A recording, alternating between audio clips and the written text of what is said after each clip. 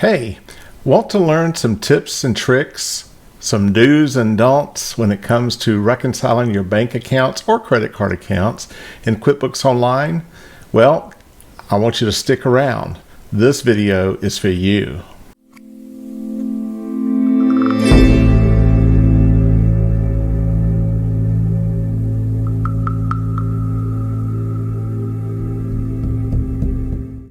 Welcome back to the channel. And if you're new here, my name is Jim, and I am a QuickBooks Certified Advanced Pro Advisor. I've been doing this for about 20 years. I post videos on a regular basis that will help you understand QuickBooks Online and QuickBooks Desktop better. If you like this video, please give me a thumbs up and feel free to share it with those who might be interested. As well, leave me a kind comment in the comment section below. Okay. Let's jump right in. So the first thing I'm going to show you is an absolute don't do this. But I've seen it before, and this is why I point it out.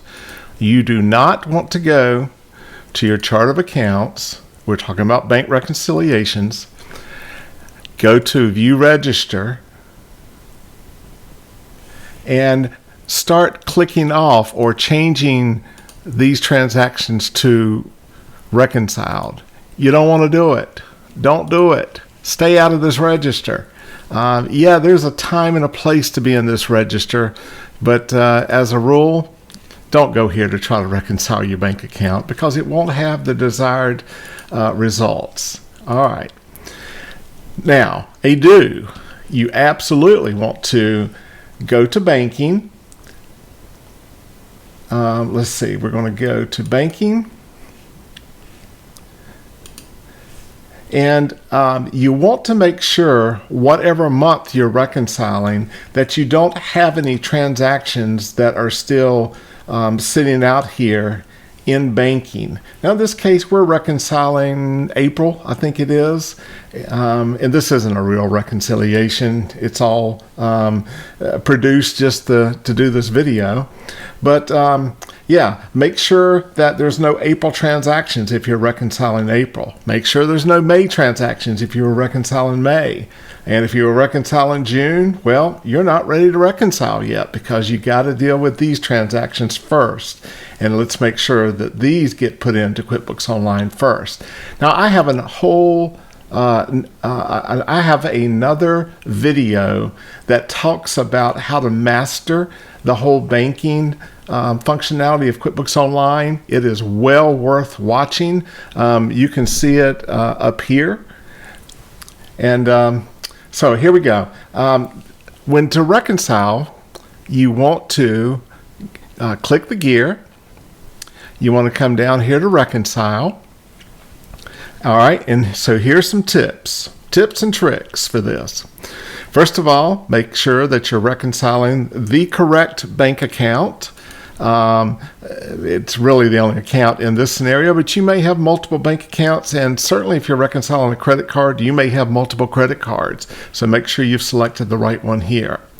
Next, make sure that your beginning balance matches your statement's beginning balance. All right. Now, in this case, this bank account was last reconciled March 31st. So we're reconciling April now.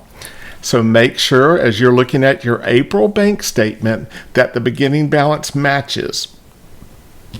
Now, a little hint. If you've changed something on your reconciliation since you last reconciled, QuickBooks will tell you right up here that there's been a change, that your beginning balance does not match. But just as a good practice, I would still be about just confirming that this matches. Okay? Then, looking at your bank statement, enter your ending balance from your bank statement. All right? Now, I have a fictitious bank statement right here in front of me that I'm going off of, and it tells me that the beginning balance is this, and the ending balance is this, and that my end date is this. Another little tip for you. When you're dealing in the dates that have to do with the current year, you don't need to type in the year. Just type in this case, 4/30, and then hit the tab key. It knows what year we're in other words.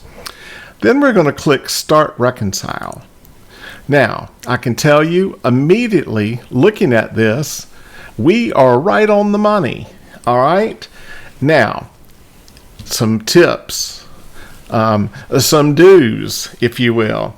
First of all, sort by clear date. Let's get all the transactions that have a clear date on it. Now, where do these clear dates come from? Well, they come from the fact that these transactions, all of these transactions that have this little icon, that means they came from banking, okay? Remember just a few minutes ago, we were over in this area called banking. That's where those transactions came from. And that's why you want to make sure there's no transactions, in this case in April, that are still pending out there. Now, so these transactions, this icon means that these came from banking. This is a good thing, okay? Next, understand that this date is the date the transaction was dated when it was entered. This date is the date that it actually cleared the bank. And again, it shows us this because it came from banking. So in other words, anytime you are looking at these transactions in banking, this date column here is the date that these transactions cleared your bank account. All right? So we got that out of the way. We've got icons. We've got a difference of 0. All right?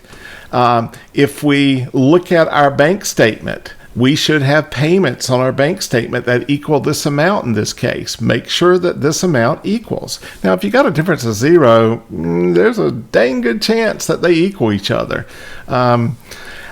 Make sure your deposits equal.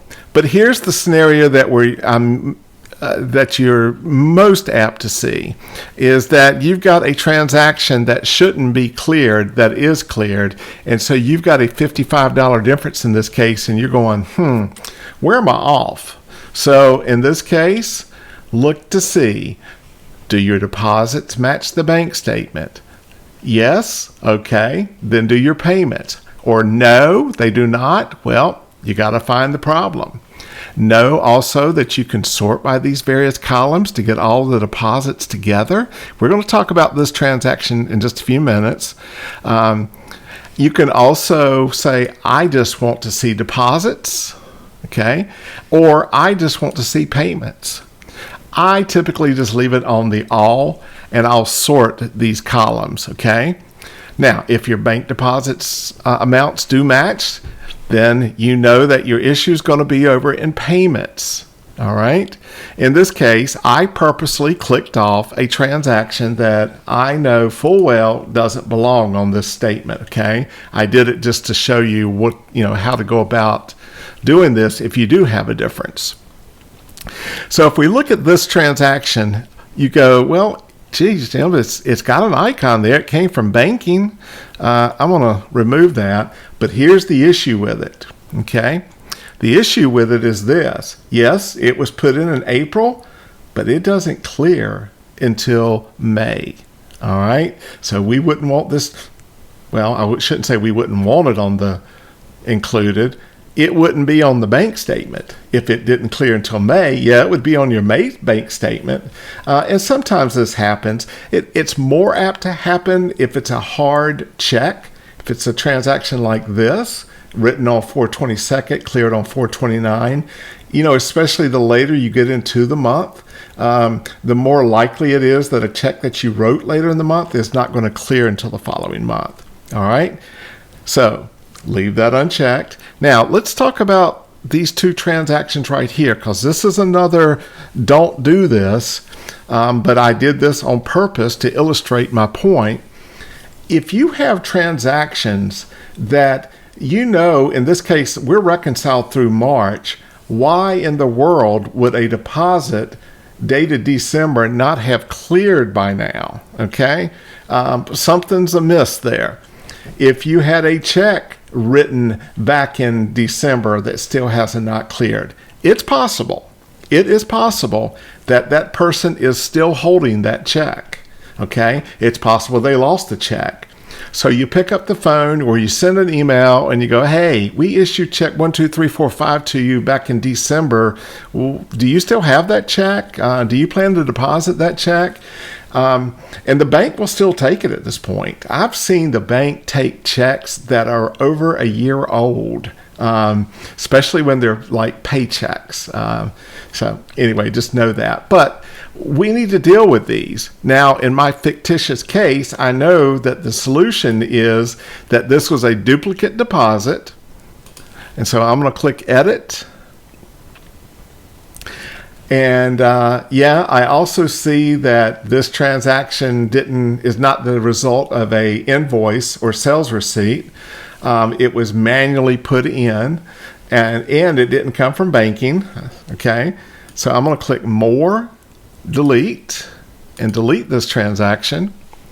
And then that's going to leave me this old transaction. And I know that my client lost this check, but a new check was issued back in February. Okay, so this check should have long since been voided. Now, a little tip when it comes to hard checks, a best practice is don't delete the transaction, rather void the transaction. That way you can account for this check number. Okay, so I'm going to click More, and I'm going to click Void. And I'm going to click Yes, I am sure I want to void. All right. So now we have a 0 here. Another tip, whenever you see $0 transactions, click them off. Okay? It's not going to impact the reconciliation. And if you don't click them off, they'll just hang around and out there forever. So go ahead and clear them. All right, so we've got one transaction that is not checked. We know why it's not checked. We've got a difference of 0. We are going to click Finish Now. And we're going to click Done. And I'm going to give you one more tip here, okay? I want you to click History by Account.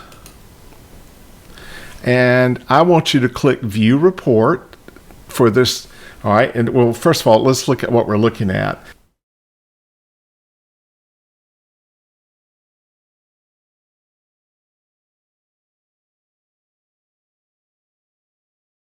This had a statement ending date of April 30th, 2021, and it was reconciled 6/6. Okay, so let's click View Report, and it's a good practice to print off this report and then simply put it with your bank statements or your credit card statements if we were doing a credit card.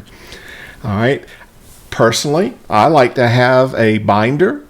And in a 3-hole punch, I will punch my statements. I'll put them in the binder, and I'll put the reconciliation report on top of that. And then each month, I just keep stacking them on top, one of another. Okay. So at the end of the year, you end up with your December statement on the top. And typically, your accountant is going to want a copy. Is going to want a copy of your December bank statement and your December reconciliation report. They just want to prove that things were reconciled and everything's on the up and up.